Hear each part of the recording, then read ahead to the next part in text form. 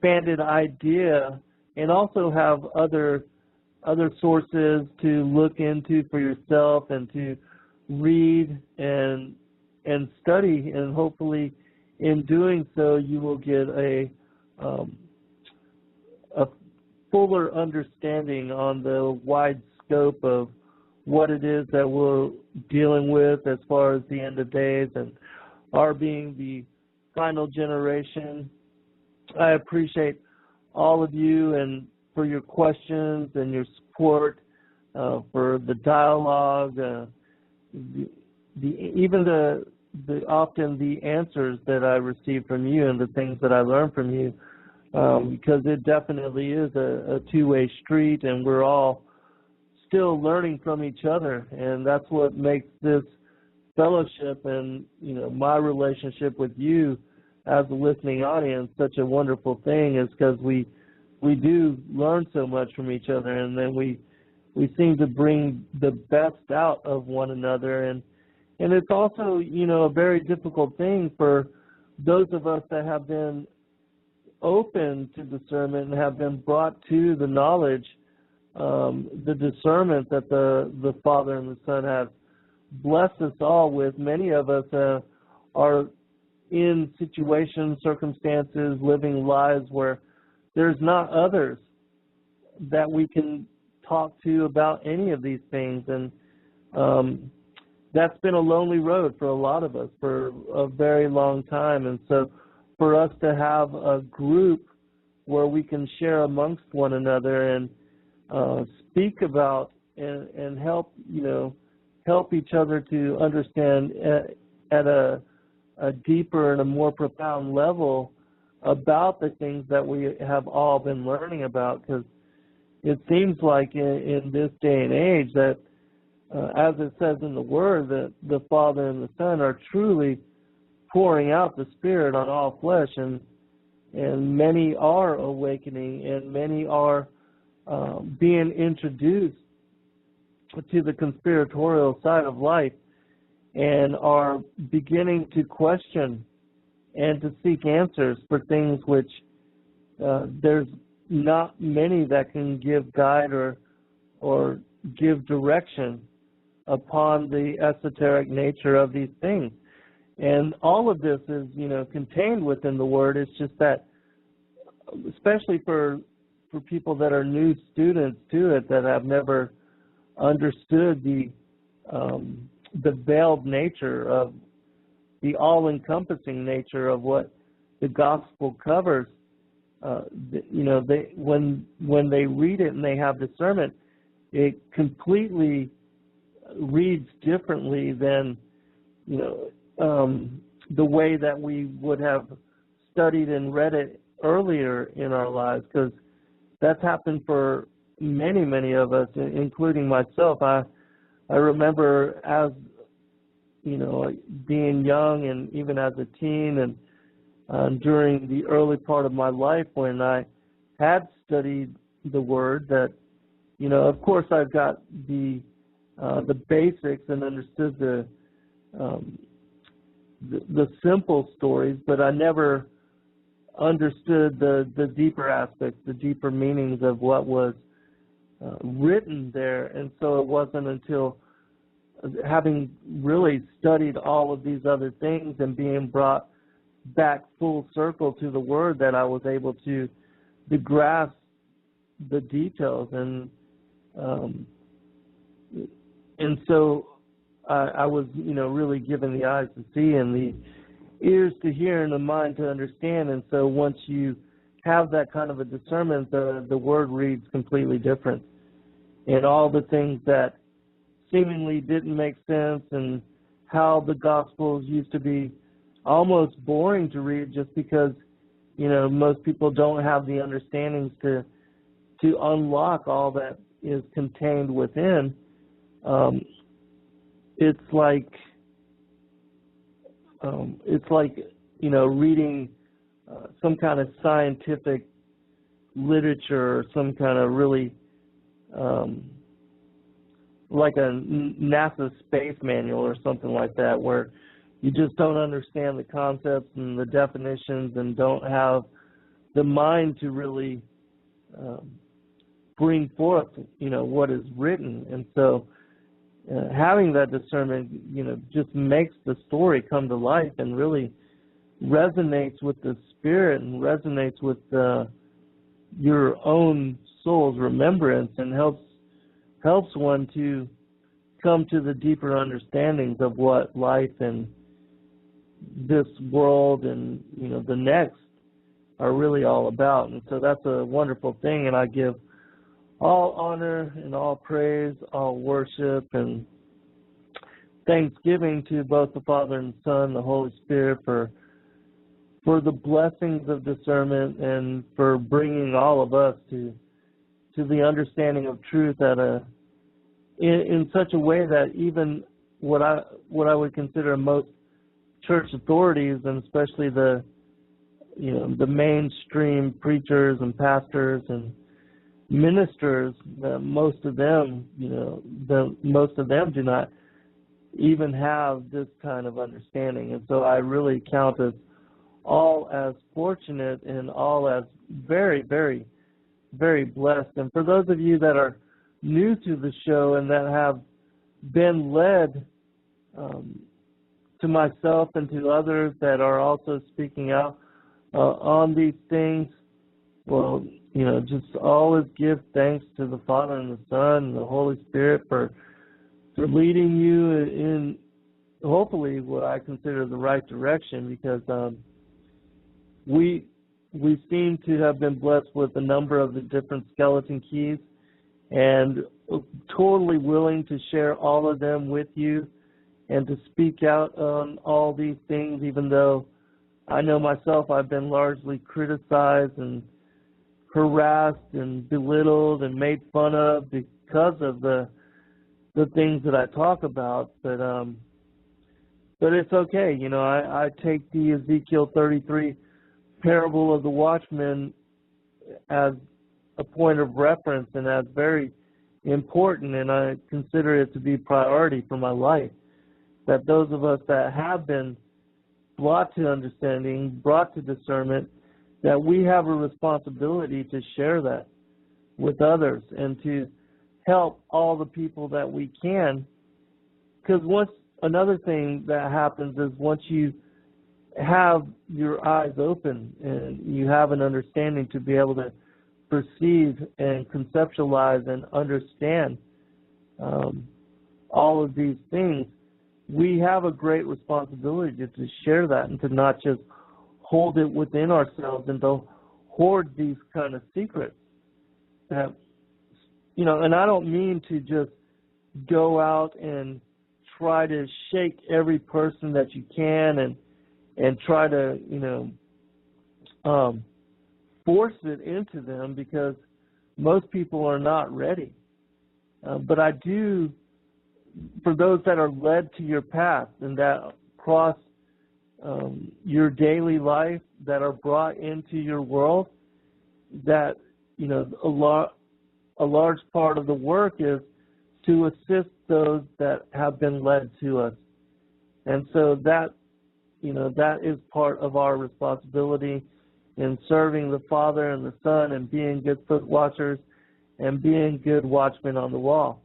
Of course, we're not supposed to throw pearls before the swine, so to speak, especially for those that aren't ready to understand these kind of things and that will only argue with you over everything and that won't be able to take anything from your time and effort, that you could really spend your energy in better ways and to help those that are ready. And that was the lesson that I had to learn myself, because when I first woke up to all of these things, I wanted to share them with the world. I spoke about it nonstop with every person that came across my path, and I basically lost a lot of friends and a lot of family members because of the things that I was speaking about. And there's better ways, I've learned, over time and over experience, there are better ways to approach people, especially your loved ones, that really we have to start slow, plant seeds, and try to meet people where they are and intrigue them, pique their curiosity with different aspects, especially on things that they are already interested in, but that, begin there and work your way up from there and lead them into more profound concepts and deeper aspects of what is, the veiled truth. Because some things, if you share certain things with people initially, just come out of the box on, like even with the Nakash and their presence and how they're connected to the line of Cain and to the fallen angels as being the alien presence here. Some of those things will completely throw people for a loop.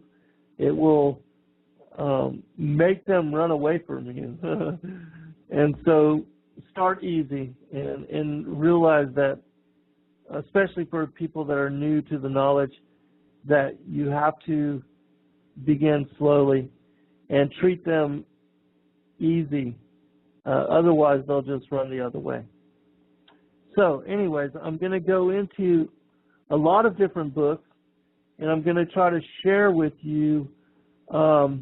You'll definitely want to write these things down because you're going to want to look into this information for yourself at a later date. And I'm going to try to bring little pieces from many different books that most people have never heard about so that you can have a chance to study them, look into them for yourself, and then come to your own conclusions as to whether they are worthy of your time and worthy of your effort in trying to understand them.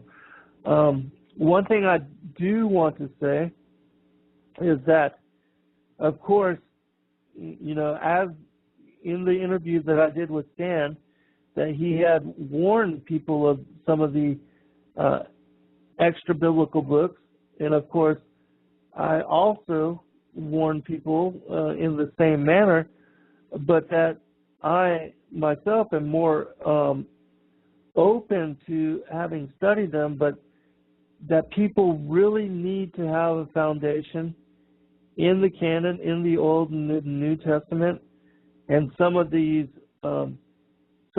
books that are mentioned within the Old and New Testament, like Jasher and Jubilees and the Book of Enoch, and that there are many books that we no longer have access to.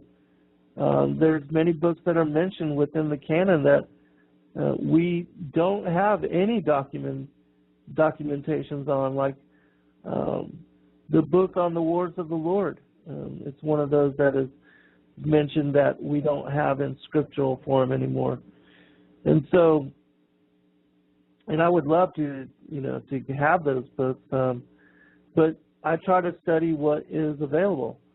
And so for those of you that are like myself, that are that do have a good foundation on the canon, and that can go outside of the canon to understand what aligns with it and what doesn't, because there are many of the books that may contradict the KJV, and certainly if they contradict or they don't align up with what is revealed, and they don't provide any more description or any more detail on the stories that are contained within the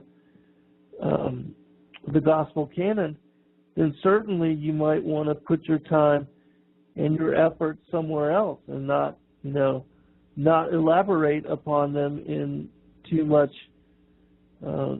detail, too much effort. But there's, and I use this reference in the show that I did with the hijacker this past Wednesday. Everybody has great interest in the the story of our Lord, and especially his incarnation and his embodiment as man God here upon this planet and with his earth walk, but that in the canon, in the different Gospels, Matthew, Mark, Luke, and John, that there's not many references at all to his childhood life, to whether he was, God incarnate as a baby and as a young child, and what had happened during all those years before he suddenly appeared at age 33 to begin his ministry. And he wasn't ministering to the people long before the Pharisees and the church authorities conspired against him to crucify him on the cross. And even though there is a great deal of information as to that part of his life, there's not much mentioned about the earlier parts of his life. And for those of us that hold Christ as Savior Messiah, and I certainly am interested in learning everything I can about him and the things that he did and the things that he said, that there are a whole group of texts of extra-biblical books called the Protevangelium of James. And these texts have what are called or referred to as the infancy gospels. And there's many of them, dozens of stories about the childhood and the early life of Christ, which, in my opinion, once you read them, you will fully understand that Christ was not like any other human and any other incarnated being, that he certainly was the prophesied fulfillment of Savior Messiah as dictated by the Old Testament and as relayed by the old prophets. And that the New Testament is an ongoing continuation of fulfillment of the prophecies that were laid out in the Gospel of old. So, I would recommend that people look into those particular stories just because of their, added detail and their extra insight into the life of Christ. And so, especially for those of us that want to know more about him, I think they are of great benefit. And that I found myself crying often in reading them, and I found them to resonate with my spirit in a very profound way. And so those of you that are also moved by the stories of Christ, especially when you come to the part of his crucifixion and his death and his sacrifice for humanity and for all the sins of the world, especially, like I did a show a few months back on the Gospel of Nicodemus, and I spoke about the 3 days when Christ was out of body, when he had been murdered, and how he went down into the depths of Sheol, and how he took the patriarchs of old and led them out of the bondage of Sheol, broke them free from the gates of iron and the doors of brass, and freed them from the enslavement of Satan and Hades, and took them back into the pleasures and the beauty of paradise. It's a deeply profound and moving story, and it's hard for me to keep it together even when reading to you as a listening audience. And so, those kind of stories are, especially for those that are disciples and followers of Christ, they are deeply moving.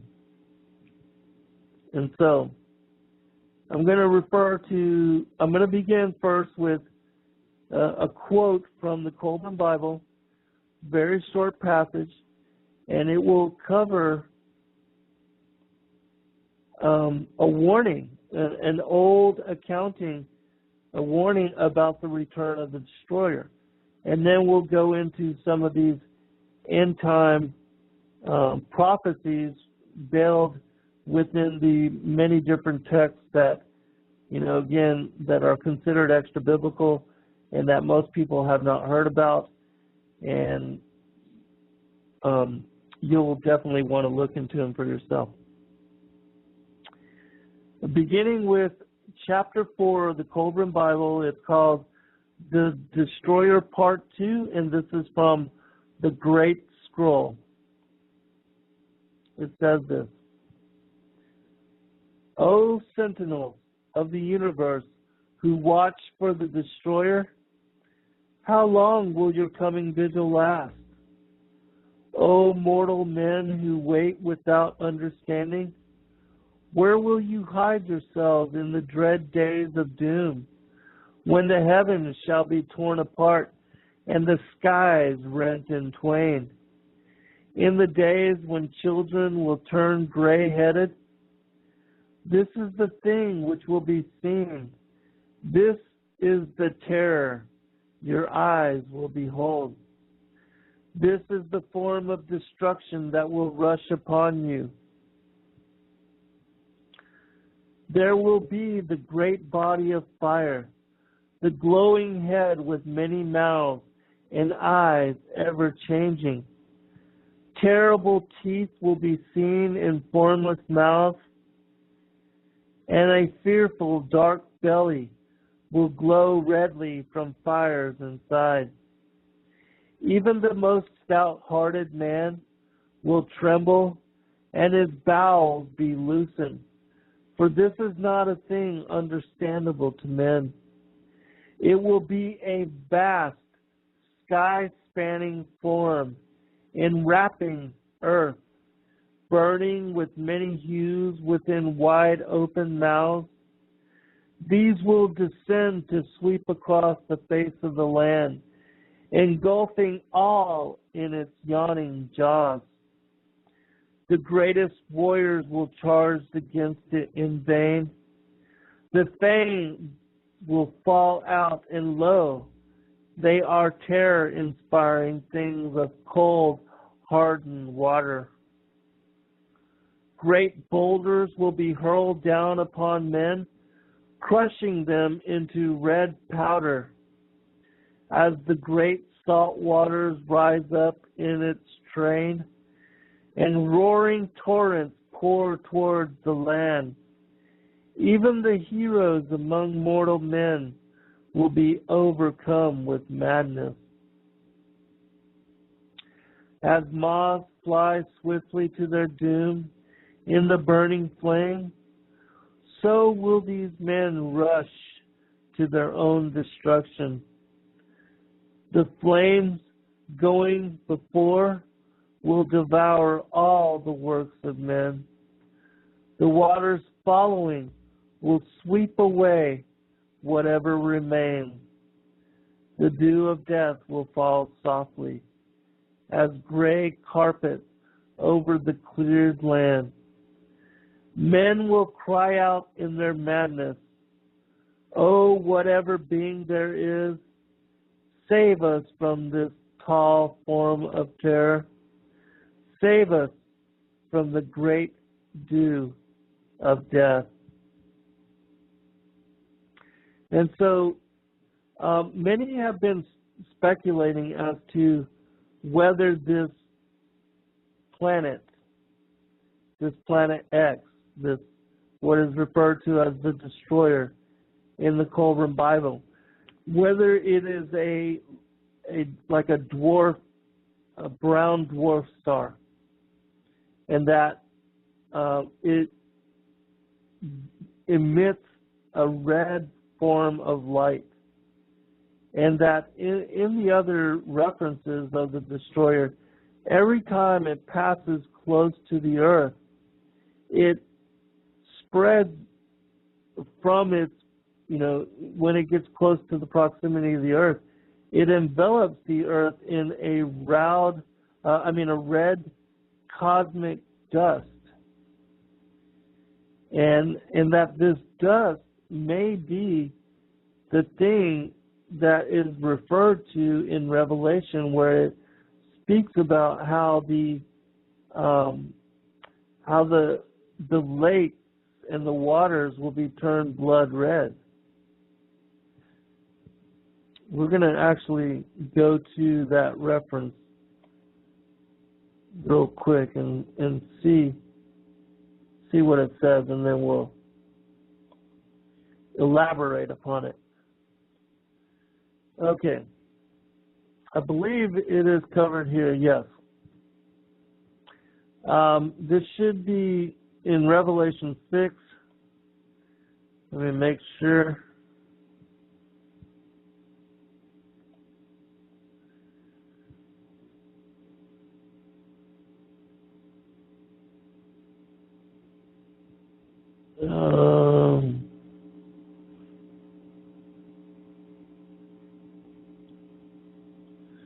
Well, no, this isn't the exact reference, but I'm going to go ahead and read this. This is from Revelation 6. Beginning with verse 10, it says, actually, I'm going to start with verse 9. It says, "And when he had opened the fifth seal, I saw under the altar the souls of them that were slain for the word of God and for the testimony which they held. And they cried with a loud voice, saying, How long, O Lord, holy and true, dost thou not judge and avenge our blood on them that dwell on the earth? And white robes were given unto every one of them. And it was said unto them that they should rest yet for a little season, until their fellow servants also and their brethren that should be killed as they were should be fulfilled. And I beheld when he had opened the sixth seal, and lo, there was a great earthquake, and the sun became black as sackcloth of hair, and the moon became as blood, and the stars of heaven fell unto the earth, even as a fig tree casteth her untimely figs, when she is shaken of a mighty wind. And the heaven departed as a scroll when it is rolled together, and every mountain and island were moved out of their places. The kings of the earth, and the great men, and the rich men, and their chief captains, and the mighty men, and every bondman, and every free man, hid themselves in the dens and in the rocks of the mountain. And I said to the mountains and rocks, Fall on us and hide us from the face of him that sitteth on the throne, and from the wrath of the Lamb. For the great day of his wrath is come, and who shall be able to stand? It says, remember in the show that I did previous to this one, I had read about the Hopi prophecy. And in that prophecy, it gave mention of the same, of the elite, those that had hid themselves into the mountain, and how they called upon the mountains to fall on them because of the wrath of the Lamb, the wrath of the Son of God in returning on that day.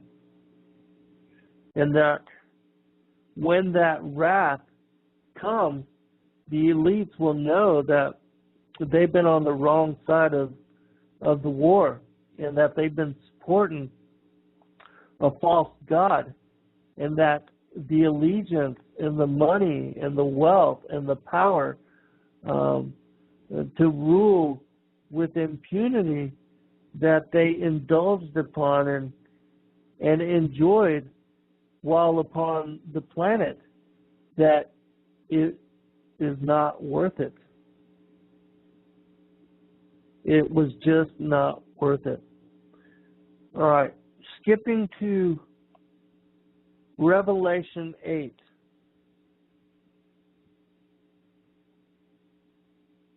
Because I believe this is the part where it speaks about the seas being turned to blood, but we'll see.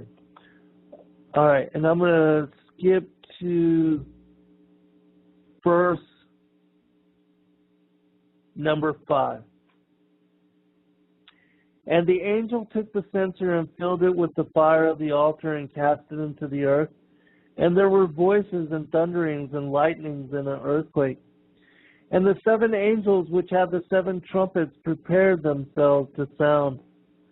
The first angel sounded, and there followed hail and fire mingled with blood, and they were cast upon the earth. And the third part of the trees was burnt up, and all green grass was burnt up. And the second angel sounded, and as it were a great mountain burning with fire was cast into the sea. And the third part of the sea became blood.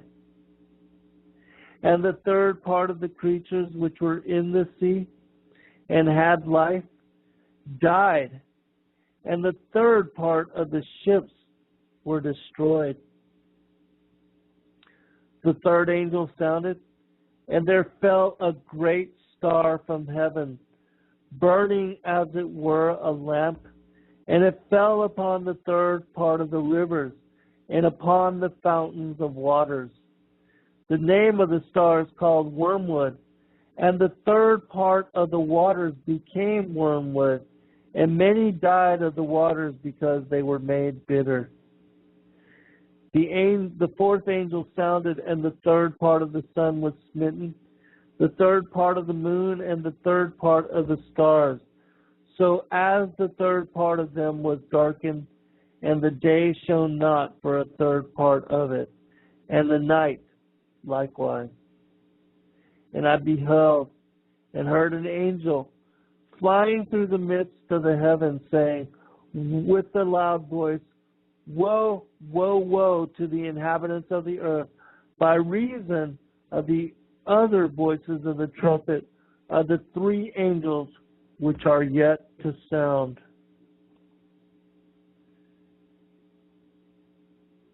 We'll read a little bit more, and then we're going to go to another passage. And the 5th angel sounded, and I saw a star fall from heaven unto the earth, and to him was given the key of the bottomless pit. And he opened the bottomless pit, and there arose a smoke out of the pit as the smoke of a great furnace. And the sun and the air were darkened by reason of the smoke of the pit. And there came out of the smoke locusts upon the earth. And unto them was given power, as the scorpions of the earth have power. It was commanded them that they should not hurt the grass of the earth, neither any green thing, neither any tree, but only those men which have not the seal of God in their foreheads. And to them it was given that they should not kill them, but that they should be tormented 5 months. And their torment was as the torment of a scorpion when he striketh a man. And in those days shall men seek death and shall not find it, and shall desire to die, and death shall flee from them. And the shapes of the locusts were like unto horses prepared unto battle. On their heads were as it were crowns like gold, and their faces were as the faces of men.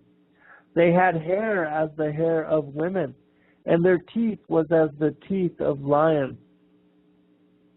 They had breastplates, as it were, breastplates of iron, and the sound of their wings was as the sound of chariots, of many horses running to battle. And they had tails like unto scorpions, and there were stings in their tails, and their power was to hurt men 5 months. They had a king over them, which is the angel of the bottomless pit, whose name in the Hebrew tongue is Abaddon, but in the Greek tongue hath his name Apollyon. All right. Now, the next part, which I'll just read these next three sentences, and then we're going to go into it. The sixth angel sounded a voice from the four horns of the golden altar, which is before God, saying to the sixth angel which had the trumpet, loose the four angels which are bound in the great river Euphrates. And the four angels were loosed, which were prepared for an hour and a day and a month and a year, for to slay the third part of men. And the number of the army of the horsemen were 200,000, and I heard the number of them. All right. So the next part is about what these horsemen look like, which is important. I guess I should read this real quick too, because it's going to be significant to what the two things that I'm about to go into. And thus I saw the horses in the vision, and them that sat on them, having breastplates of fire, and of jacinth and brimstone. And the heads of the horses were as the heads of lions, and out of their mouths issued fire and smoke and brimstone. By these three was the third part of men killed, by the fire and by the smoke and by the brimstone which issued out of their mouths. For their power is in their mouth and in their tails. For their tails were like unto serpents, and had heads, and with them they do hurt. All right. Now remember the vision of the locust army and the four angels that are to be loosed by Apollyon Abaddon, meaning the destroyer, the angel of destruction, that is going to be given authority to slay a third part of the men. Him and this locust army that they're going to wipe out a third part of the men that are remaining upon the planet. Now, what I'm going to read from next has to do with the release of the locust army, the Nephilim, and the giants. And then I'm going to go into reading one other thing which is also connected to the vision of these particular horsemen. The next passage that I'm going to be reading from is called the Cave of Treasures. And in this specific part, it's going to speak about a time during the time and life of Alexander the Great. And for those that have heard my shows previously, it's historically referenced in mythology that Alexander, that his mother Olympias, that she was a worshiper of the Nakash, of the serpent, and that she used to participate in the temple orgies with these particular reptilian beings.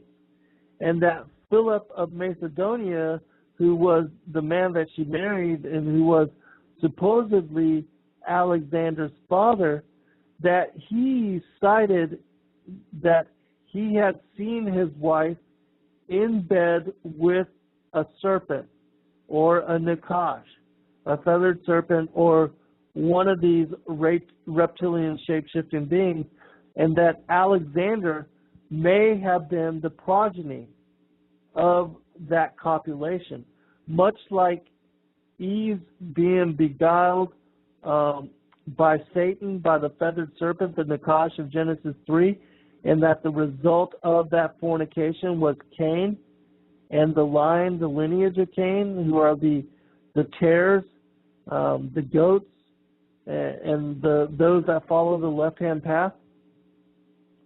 Remember that reference, because, okay, I'm going to go into the passage now. It says this. This is from the Cave of Treasures.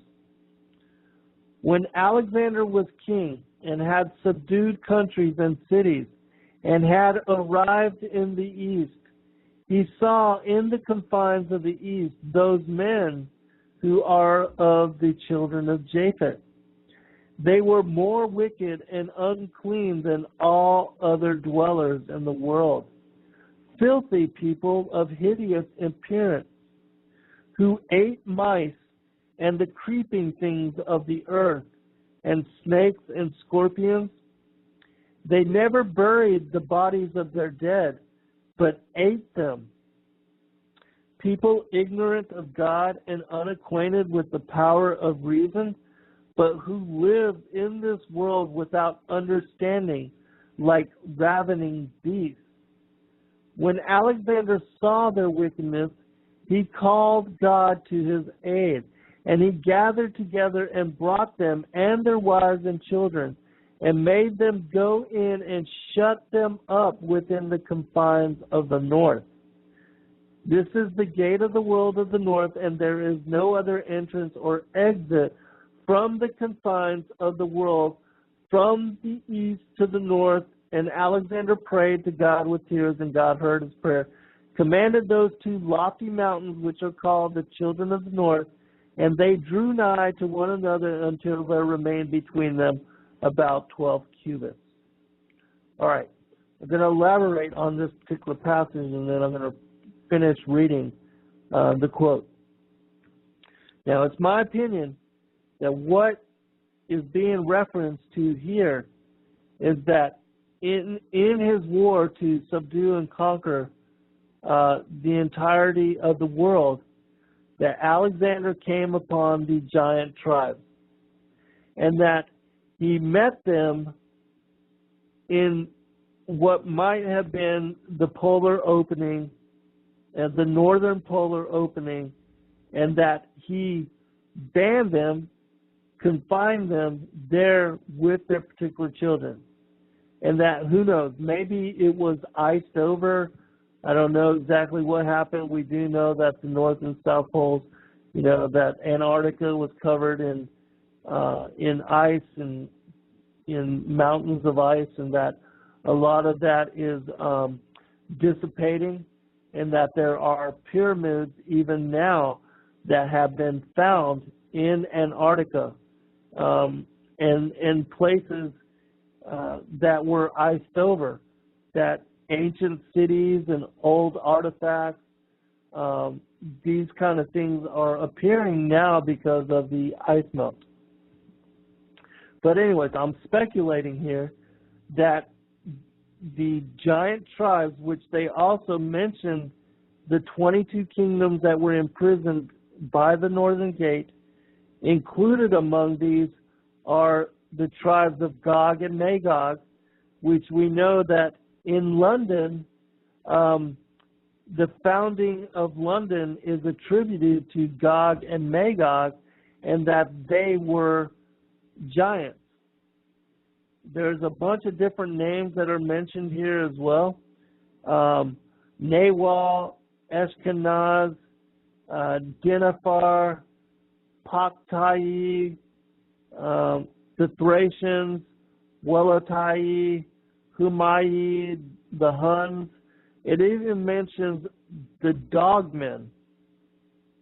And it also mentions a tribe called the Cannibals.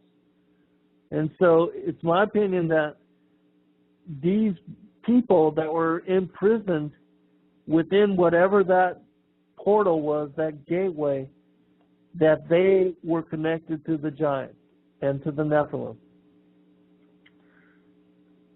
Now, I'm going to read the reference, the rest of this particular quotation, because this has to do with the release of the four angels from the river Euphrates, and also with the return of the giants and the Nephilim as the locust army, that they will be part of all that.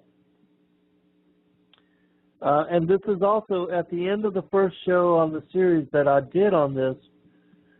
And after I read this, I'll check the chat room.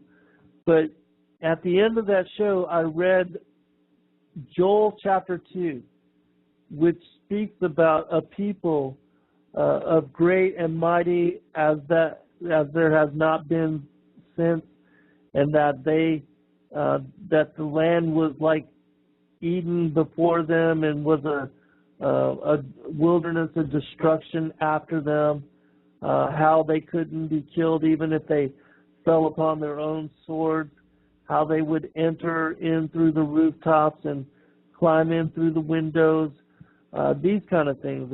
They were given, the reference to them was of supernatural aspect. All right, continuing. At the end of the world and at the final consummation, when men are eating and drinking and marrying wives and women are given to husbands, when they are planting vineyards and building buildings, and there is neither wicked man nor adversary on account of the assured tranquility and certain peace, suddenly the gates of the north shall be opened, and the hosts of the nations that are imprisoned there shall go forth. The whole earth shall tremble before them, and men shall flee and take refuge in the mountains and in the caves and in burial places and in clefts of the earth, and they shall die of hunger, and there will be none to bury them, by reason of the multitude of afflictions which they will make men suffer. Now, before continuing on, because this is, I still have a bit to read as far as this quote, I want to bring you to remembrance on two other passages. Remember Matthew 24, Mark 13, Luke 21, where Christ spoke about, as in the days of Noah, so shall it be in the days of the second coming of the Son of Man. And he spoke about, how men would be eating and drinking and giving in marriage, and just like the days of Noah. Same as what it says here. When men are eating and drinking and marrying wives, and women are given to husbands, when they are planting vineyards and building buildings. And then also remember the reference in Thessalonica where it speaks about that there was peace and come sudden destruction. Same thing here. And there is neither wicked man nor adversary on account of the assured tranquility and certain peace. And then suddenly the gates of the north shall be opened, and the host of the nations that are imprisoned there shall go forth. The whole earth shall tremble before them, and men shall flee and take refuge in the mountains and in the caves and in burial places and clefts of rock and clefts of the earth, and they shall die of hunger. There will be none to bury them, by reason of the multitude of afflictions which they will make men suffer. This is also the same thing as Joel chapter 2. All right, continuing on.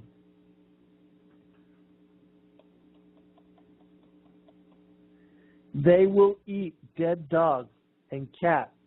They will give mothers the bodies of their children to cook, and they will eat them before them without shame. They will destroy the earth, and there will be none able to stand before them. After 1 week of the sore affliction, they will all be destroyed in the plain of Joppa. Remember, this is speaking about Armageddon here. For thither will all those people be gathered together with their wives and their sons and their daughters. So they're going to be part of those forces that are brought into the plains of Armageddon to fight against the returning of the Son of Man, the return of Christ. All right, I'm going to read the final passage, which is linked to the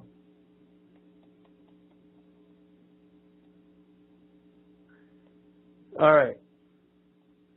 The last part, because it's going to connect them to the Antichrist as well.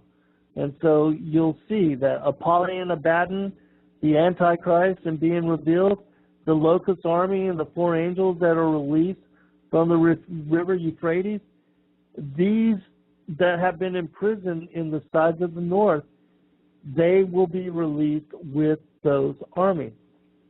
It says this. The heavens will be prevented from letting fall rain, and the earth from producing germs and plants. Does that not sound like a genetically modified food? And the earth shall remain like iron through drought, and the heavens like brass. Then will the son of perdition appear, of the seed and of the tribe of Dan. And he will show deluding phantasms, and lead astray the world. For the simple will see the lepers cleansed, the blind with their eyes open, the paralytic walking, the devils cast out, the sun when he looks upon it becoming black, the moon when he commands it becoming changed, the trees putting forth fruit from their branches, and the earth making roots to grow. He will show deluding phantasms of this kind, but he will not be able to raise the dead. He will go into it, Jerusalem, and will sit upon a throne in the temple, saying, I am the Christ. And he will be borne aloft by legions of devils like a king and a lawgiver, naming himself God and saying, I am the fulfillment of the types and the parables. He will put an end to the prayers and offerings, as if at his appearance prayers are to be abolished, and men will not need sacrifices and offerings along with him. He becomes a man incarnate by a married woman of the tribe of Dan. When this son of destruction becomes a man, he will be made a dwelling place for devils, and all satanic workings will be perfected in him. There will be gathered together with him all the devils and all the hosts of the Indians, and before all the Indians and before all men will the mad Jewish nation believe in him, saying, this is the Christ, the expectation of the world. The time of the error of the Antichrist will last 2 years and a half, but others say 3 years and 6 months.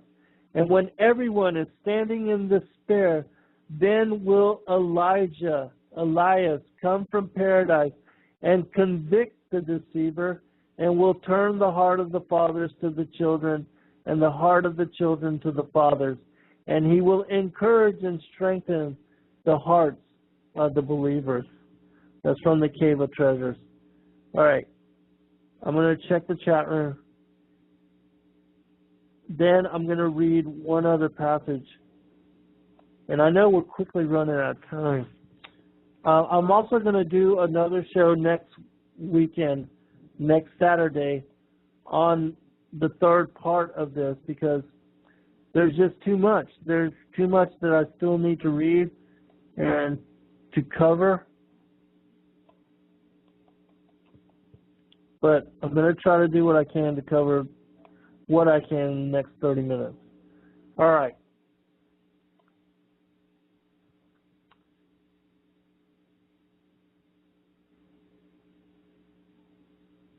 Okay, I appreciate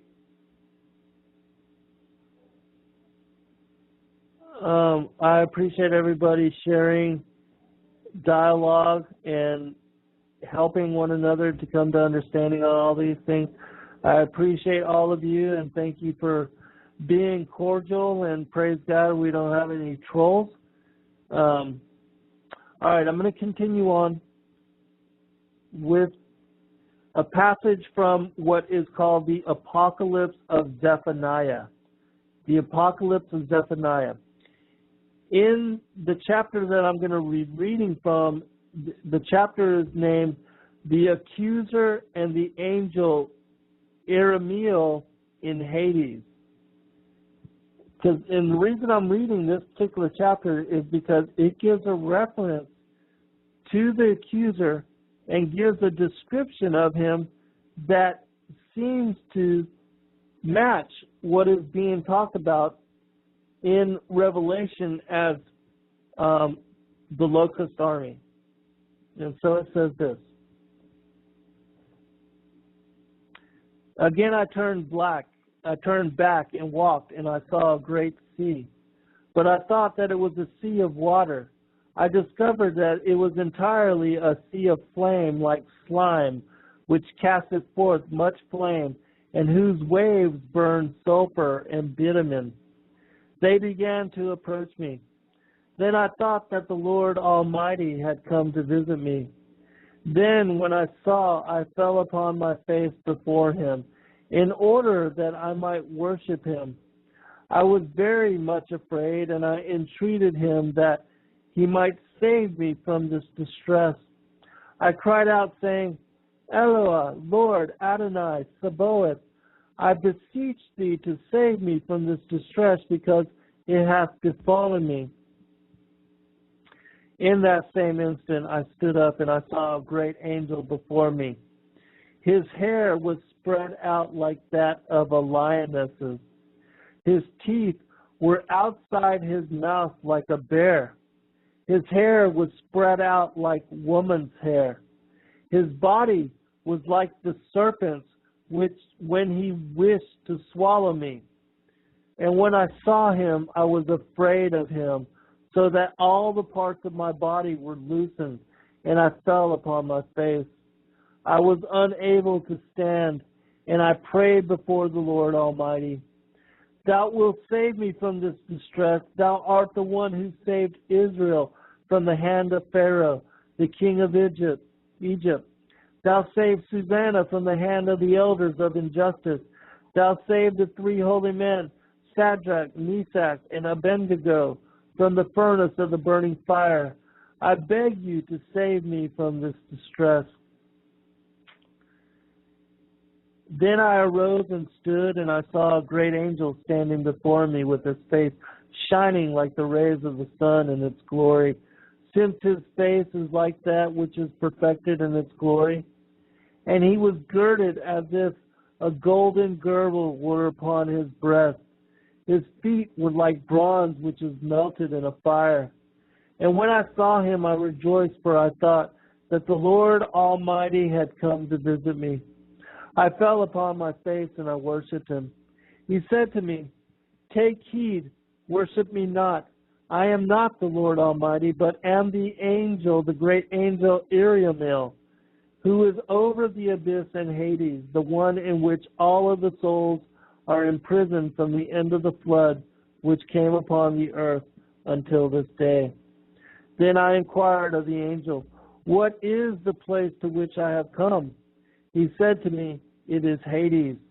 Then I asked him, Who is the great angel who stands thus whom I saw? He said, This is the one who accuses men in the presence of the Lord. All right, and so you see from this vision of Zephaniah, he says that this accuser, this great angel that is in Hades, his hair was spread out like that of a lioness's. His teeth were outside his mouth like a bear. His hair was spread out like woman's hair. His body was like the serpent when he wished to swallow me. Now, does that not sound like what is being revealed as the locust army in Revelation? It certainly, sounds like it to me. And also that for those that missed the first show, go and read Joel chapter 2 for yourself. Because it's a very short chapter. You can read it in a short space of 5 minutes. But in that chapter, there is also given a description of the release of the locust army. And that in Revelation chapter 9, which I just read from, there is also the same description given of the locust army. And so it's my opinion that the locust army is of a supernatural type of fallen angel, demonic kind of hybrid being. And that's why it is that they, as the wrath of God, that they are going to be part of the judgment that is administered on those that are not written into the book of life. And that this punishment will take place after the last trump, when Christ comes to take his people. And that this is pre-wrath. And pre-wrath, rapture, last trump, last day. And that the wrath of God will be poured out on those not written into the book of life. All right.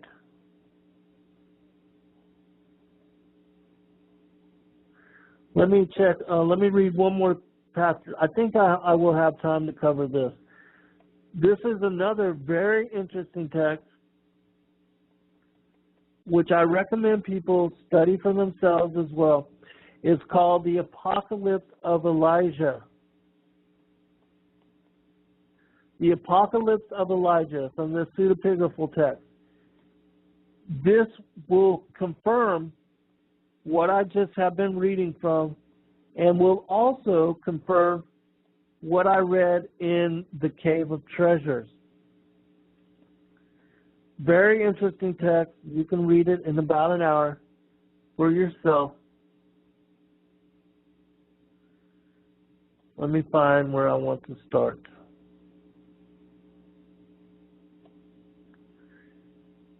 All right, I think I'm going to start from chapter 3.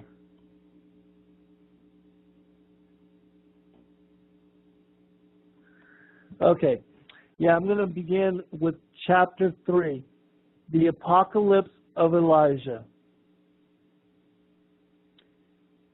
In the 4th year of that king, the son of lawlessness will appear, saying, I am the Christ, although he is not. Don't believe him. When the Christ comes, he will come in the manner of a covey of doves, with the crown of doves surrounding him. He will walk upon the heaven's vaults, with the sign of the cross leading him. The whole world will behold him like the sun, which shines from the eastern horizon to the western. This is how he will come, with all his angels surrounding him. But the son of lawlessness will begin to stand again in the holy places. He will say to the sun, fall, and it will fall. He will say, shine, and it will do it. He will say, darken, and it will do it. He will say to the moon, become bloody, and it will do it. He will go forth with them from the sky. He will walk upon the sea and the rivers as upon dry land. He will cause the lame to walk. He will cause the deaf to hear. He will cause the dumb to speak. He will cause the blind to see. The lepers he will cleanse. The ill he will heal. The demons he will cast out. He will multiply his signs and his wonders in the presence of everyone. He will do the works which the Christ did, except for raising the dead alone. In this you will know that he is the son of lawlessness, because he is unable to give life. For behold, I will tell you his signs so that you might know him. He is a ... of a skinny-legged young lad having a tuft of gray hair at the front of his bald head. His eyebrows will reach to his ears. There's a leprous bare spot on the front of his hand. He will transform himself in the presence of those who see him. He will become a young child. He will become old. He will transform himself in every sign, but the signs of his head will not be able, he will not be able to change. Therein you will know that he is the son of lawlessness. All right. I'm going to skip just a little bit on chapter 4. Because also I wanted you to know that in many of the apocryphal, the pseudepigraphal, the extra-biblical books, that the two witnesses at the end of days, even though they are large congregations of people, that the two witnesses are referred to specifically as being Enoch and Elijah. And that we know from the early stories of these old prophets that both in Enoch and Elijah were the ones that were transcribed, that were taken up into heaven before they had died. And it's my opinion that the reason that they were done so is because the Antichrist, when they return as the two witnesses at the end of days, after the Antichrist comes to reign and comes to power in the last 3.5 years of tribulation, that he will murder them in the streets of Jerusalem, that he will kill them, and as Revelation speaks about, their bodies will lay in the streets. I believe it's 3.5 days, and that after the 3.5 days, they will be raised up, and then they will be again brought back into heaven. And that this will be a sign and a witness for our generation as to, our being in the end of days. And so, the next part has to do and concerns the return of Elijah and Enoch,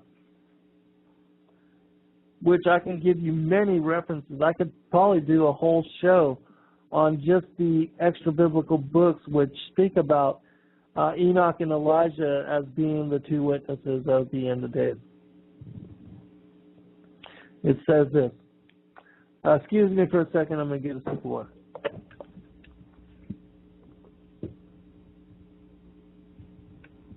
Go get food if you want. Okay. All right. Verse 8, chapter 4. Oh, verse 7, sorry.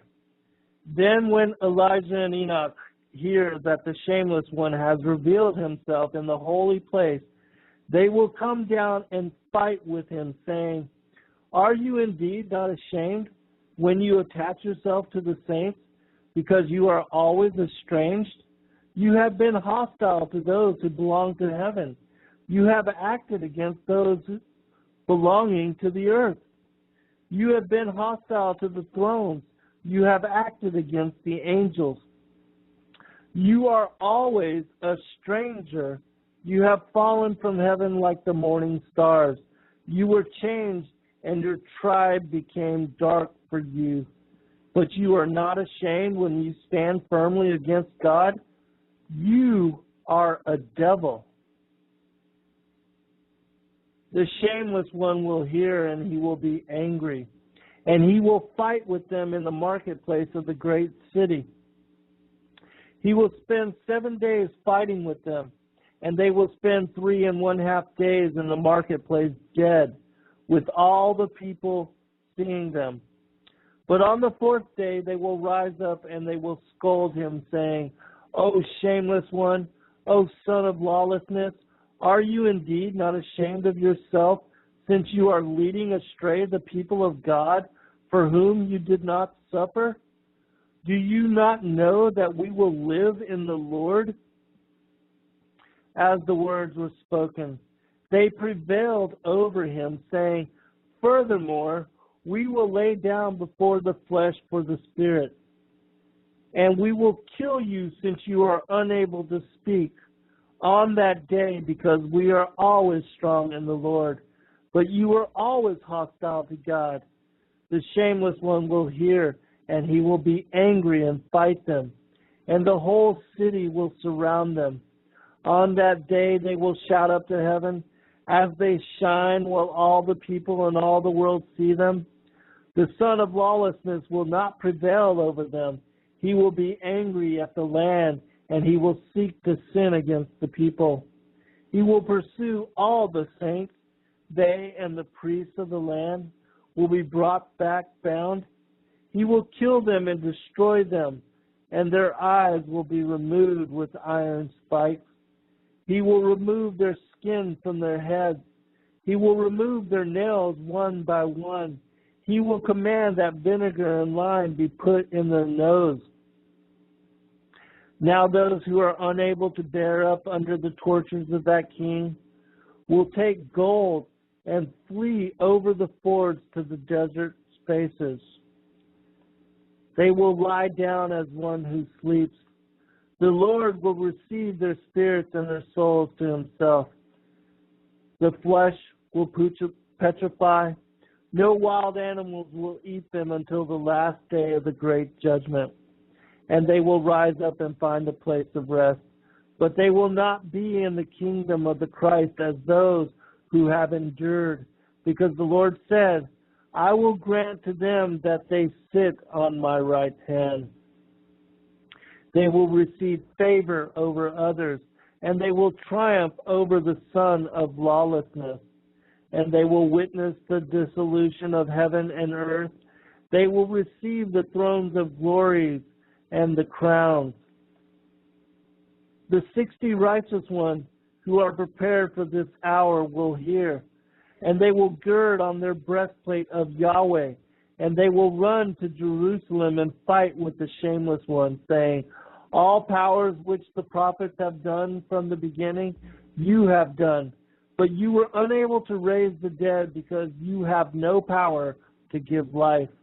Therein we have known that you are the son of lawlessness. He will hear, and he will be angry, and command to kindle altars, and the righteous ones will be bound, and they will be lifted up and burned. Chapter 5. I'm almost done with this too as well. And on that day the heart of many will harden, and they will flee from him, saying, this is not the Christ. The Christ does not kill the righteous. He does not pursue men so that he might seek them, but he persuades them with signs and wonders. On that day the Christ will pity those who are his own. He will send from heaven his 64,000 angels, each of whom has 6 wings, and the sound will move heaven and earth when they give praise and glorify. Now those upon whose forehead the name of Christ is written, and upon whose hand is the seal, both the small and the great, will be taken up upon their wings, and lifted up before his wrath. Then Gabriel and Uriel will become a pillar of light, leading them into the Holy Land. It will be granted to them to eat from the tree of life. They will wear white garments, and angels will watch over them. They will not thirst, nor will the son of lawlessness be able to prevail over them. And on that day, the earth will be disturbed. The sun will darken, and peace will be removed from the earth. The birds will fall on the earth dead. The earth will be dry. The waters of the sea will dry up. The sinners will groan upon the earth, saying, what have you done to us, O son of lawlessness, saying, I am the Christ, when you are the devil? You are unable to save yourself so that you might save us. You produce signs in our presence until you alienate us from the Christ who created us. Woe to us because we listen to you. Lo, now we will die in a famine, where indeed is now the trace of righteous one, and we will worship him, or where indeed is the one who will teach us, and we will appeal to him. Now indeed, we will be wrathfully destroyed because we disobeyed Yahweh. We went to the deep places of the sea, and we did not find water. We dug in the rivers and papyrus reeds, and we did not find water. Then on that day the shameless one will speak, saying, Woe to me, because my time has passed by for me, while I was saying that my time would not pass by for me. My years became months. My days have passed away as dust passes away. Now, therefore, I will perish together with you. Now, therefore, run forth to the desert, seize the robbers and kill them. Bring up the saints, for because of them the earth yields fruit. For because of them the sun shines upon the earth. For because of them the dew will come upon the earth. The sinners will weep, saying, You made us hostile to Yahweh. If you are able, rise up and pursue them. Then he will take his fiery wings and fly out after the saints. He will fight with them again. The angels will hear and come down. They will fight with him a battle of many swords. It will come to pass on that day that the Lord will hear and command the heaven and the earth with great wrath. And they will send forth fire. And the fire will prevail over the earth 72 cubits. It will consume the sinners and the devils like stubble. And true judgment will occur. On that day, the mountain and the earth will utter speech. The byways will speak with one another, saying, Have you heard today the voice of a man who walks, who has not come to the judgment of the Son of Yahweh? The sins of each one will stand against him in the place where they were committed, whether those of the day or of the night. Those who belong to the righteous, and will see the sinners and those who persecuted them, and those who handed them over to death in their torments. And then the sinners in their torment will see the place of the righteous, and thus grace will occur. In those days, that which the righteous will ask for many times will be given to them. On that day, Yahweh will judge the heaven and the earth. He will judge those who transgressed in heaven and those who did so on earth. He will judge the shepherds of the people. He will ask about the flock of sheep, and they will be given to him, without any deadly guile existing in them. And after these things, I'm almost done. After these things, Elijah and Enoch will come down. They will lay down the flesh of the world, and they will receive their spiritual flesh. They will pursue the son of lawlessness and kill him, since he is not able to speak. On that day he will dissolve in their presence like ice which was dissolved by a fire. He will perish like a serpent which has no breath in it. They will say to him, Your time has passed by for you. Now, therefore, you warn those who believe in you will perish. You with those who believe in you will perish. They will be cast into the bottom of the abyss, and it will be closed for them. On that day the Christ, the King, and his saints will come forth from heaven. He will burn the earth. He will spend 1,000 years upon it. Because the sinners prevailed over it, he will create a new heaven and a new earth. No deadly devil will exist in them. He will rule with his saints, ascending and descending, while they are always with the angels, and they are with the Christ for 1,000 years. All right, I know I'm running out of time. I'm gonna highlight one last thing here, because it speaks about the rapture, right? But notice that the rapture comes after the release of the Antichrist and after some of the destruction in the death of Enoch and Elijah in the streets of the city. And that after Christ takes up his people, then the planet goes through a great drought.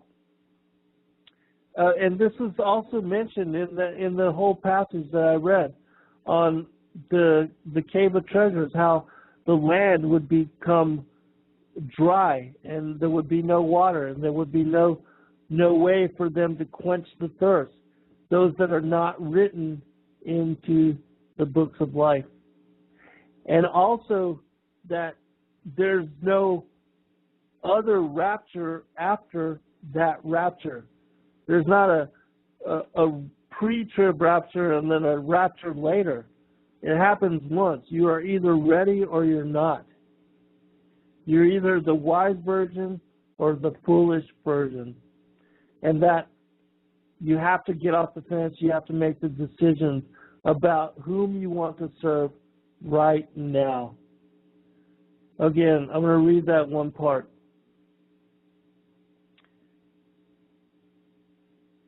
This is from chapter 5, the Apocalypse of Elijah. And on that day, the Christ will pity those who are his own.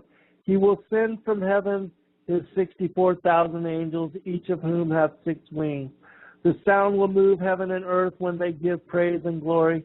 Now those upon whose forehead the name of Christ is written, and upon whose hand is the seal, both the small and the great, will be taken up upon their wings and lifted up before his wrath.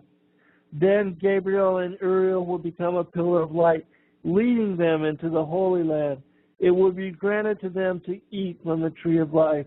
They will wear white garments, and angels will watch over them. They will not thirst, nor will the son of lawlessness be able to prevail over them. And on that day the earth will be disturbed, the sun will darken, and peace will be removed from the earth. The birds will fall on the earth dead. The earth will be dry, the waters of the sea will dry up. The sinners will groan upon the earth, saying, "What have you done to us, O son of lawlessness?" Saying, "I am the Christ," when you are the devil. You are unable to save yourself, so that you might save us. You produce signs in our presence until you alienate us from the Christ who created us. Woe to us, because we listen to you. And lo, now we will die in a famine, where indeed now is the trace of the righteous one, and we will worship him. Or where indeed is the one who will teach us, and we will appeal to him. Now indeed we will be wrathfully destroyed because we disobeyed Yahweh. We went to the deep places of the sea, we did not find water. We dug in the rivers and papyrus weeds, and we did not find water. So, you see also where the shameless one says, "My time is up." He knows that his time is up, and all that is coming soon.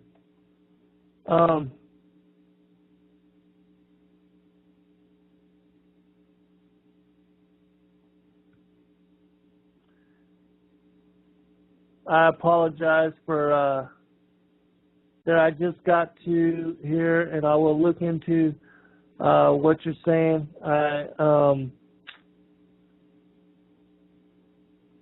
I'm sorry. I'm doing a one-man show, so I'm not able to monitor the chat room, and so I apologize if anything of offensive nature is going on in there. And I would ask that people respect others. If there's 90 seconds left, just know that I'm going to follow up on this show, that I'm going to do the third part next Saturday, because I still got so much that is linked to and tied to all of these things. And there's so much more. Please look into that information for yourself and look into all the different things. And I will address this issue. I'll email the person. But I ask that you study these things for yourself. Do not believe anything that I say, but that if you would, you take it before the Father in discernment and ask him to reveal the truth to you and to confirm